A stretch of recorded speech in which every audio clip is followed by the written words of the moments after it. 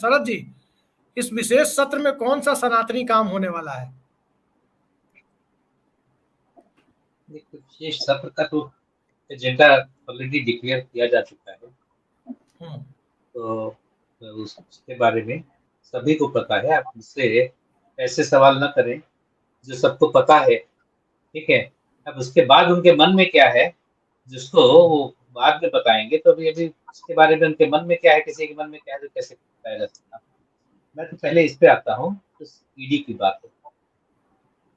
Enforcement director का post sensitive post है, और जब एसके मिश्रा को बार बार उन्होंने, पहली चीज तो कुछ पोजीशंस ऐसे हैं जैसे सीबीआई डायरेक्टर, डीजीपी किसी भी राज्य का, और ईडी, सीवीसी, ये ऐसे ऐसे पद हैं जिसके लिए सुप्रीम कोर्ट ने प्रकाश सिंह मामले में आदेश किया हुआ है कि इनका जब भी अपॉइंटमेंट हो तो 2 वर्ष के लिए कम से कम इनका अपॉइंटमेंट होगा, उससे पहले इनको हटाया नहीं जा सकता।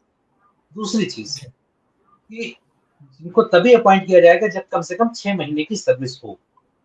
इसी वजह से राकेश अस्थाना को कमिश्नर नहीं बनाया जा सका था, ये सीबीआई चीफ नहीं बनाया जा सका था। तो खैर, यहाँ पे एसके मिश्रा को बार बार उन्होंने एक्सटेंशन दिया, और यहाँ तक कि सुप्रीम कोर्ट को कहना पड़ा कि भाई क्या आपके पास पूरे इन्फोर्समेंट डायरेक्टरेट में कोई दूसरा आदमी नहीं है? पूरा एक ही आदमी जो जो जो उसकी कमान संभाल सकता है, और किसी के पास नॉलेज ही नहीं है। इतनी बड़ी ईडी है। और जब ये सुप्रीम कोर्ट ने इतनी गाइडलाइंस तय की, तो उसकी काट निकालने के लिए सरकारों ने क्या किया? उत्तर प्रदेश में पिछले 5 सालों से कोई डीजीपी है ही नहीं। समीरात्मक जी और बताएंगे कि लगातार एक्टिंग डीजीपी बनाए जा रहे, चाहे वो डीएस मिश्रा रहे हो, है ना, चाहे उसके बाद ये मुकुल गोयल जब से हटाए गए थे, उसके बाद से सारे के सारे जितने बने, सारे के सारे आर के विश्वकर्मा बने, डीएस चौहान बने, फिर ये विजय कुमार बने, तो सारे के सारे एक्टिंग डीजीपी। अब एक्टिंग डीजीपी को रेगुलराइज करने के लिए सुप्रीम कोर्ट ने अभी तक कोई कोई प्रक्रिया तय नहीं की। तो वही काम यहाँ किया जा रहा है कि जब राकेश अस्थाना और आलोक गर्ग, उनका झगड़ा हुआ, तो उसके बीच में नागेश्वर राव को बना दिया गया एक्टिंग डीजीपी, वो जबकि बहुत जूनियर थे। इसी तरीके से यहाँ पे अभी जो एसके मिश्रा काम कर रहे थे, ये थे 1983-84 बैच के, 83-84 के। अब जिनको बनाया गया है राहुल नवीन, ये 1993 बैच के हैं, तो मतलब 10 साल जूनियर है उनसे।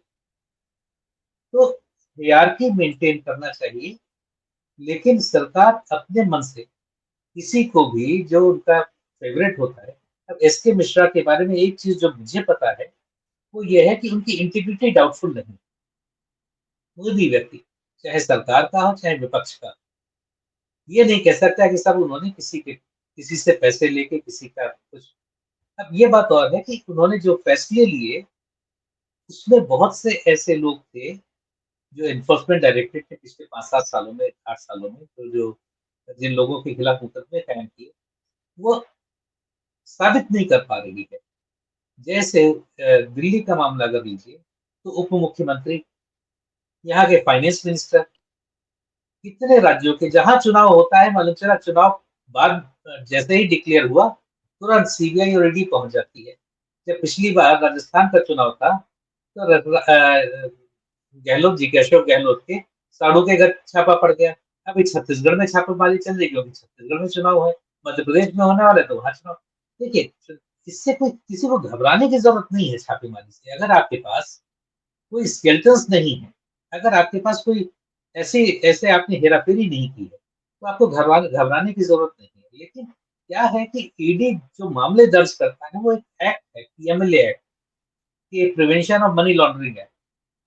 तो धन संशोधन अधिनियम है, तो उसके तहत करता है। उसमें ईडी जब मुकदमा दर्ज करता है, उसमें जमानत का प्रावधान है ही नहीं। जैसे टाडा होता था, जैसे मकोका आया, तो ऐसे बहुत से कानून बनाए गए हैं जिनमें से जमानत का प्रावधान होता ही नहीं। जब तक वो चाहे बढ़ाते रहते हैं कस्टडी कि साहब अभी पूछताछ बाकी है, अभी ये इन्फ्लुएंस कर सकते हैं हमारी जांच। तो सत्येंद्र जैन हो गए, मनीष सिसोदिया हो गए, महीनों से पड़े।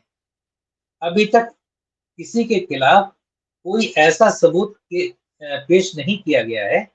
और ऐसे लोग जब निकल के आएंगे बाहर, तो आपने उनका करियर तो 6 महीने, साल भर, 2 साल, 3 साल आपने तो नहीं खराब कर नहीं दिया ना। सूरज जी, सवाल यही है कि इस तरह रॉलेट रॉलेट एक्ट के जैसा कानून है पीएमएलए, और उसको लेकर के किसी को बिना सबूत के 2-2 साल जेल में सड़ाया जा रहा है।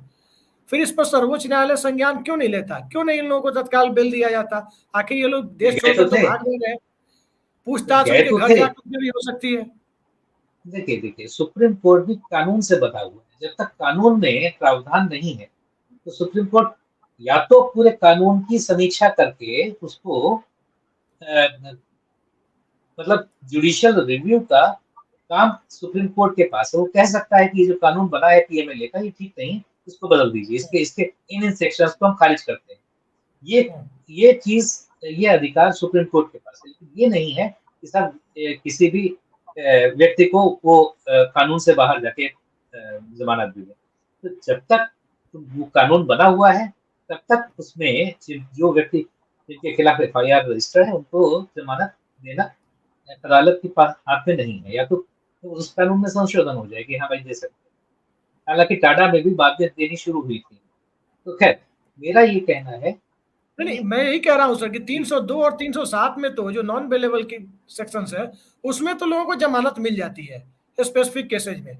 ये पीएमएलए के मामले में क्यों नहीं? किसी का वजन 32 किलो घट गया, वो मरते मरते बचा, और फिर तब उसको जमानत मिलती है।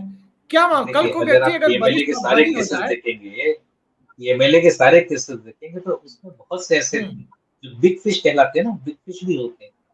हम्म तो अब ऐसे लोगों के चक्कर में कि सब फिर पीएमएलए ही खत्म हो जाए, तो ऐसा तो पॉसिबल नहीं है। लेकिन हाँ, डिस्क्रिमिनेट किया जा सकता है, उसमें डिस्टिंक्शन किया जा सकता है कि सब इस व्यक्ति के खिलाफ जो मामला है वो सही है, इस व्यक्ति के खिलाफ मामला सही नहीं है। तो इस सब पे हम्म बहस होने की जरूरत है। फिलहाल जैसा आपने शुरुआत की थी, मैं उसी पे आ रहा हूँ कि इन कानूनों का, इन एजेंसियों का राजनीतिक रूप से घनघोर दुरुपयोग किया जा रहा है।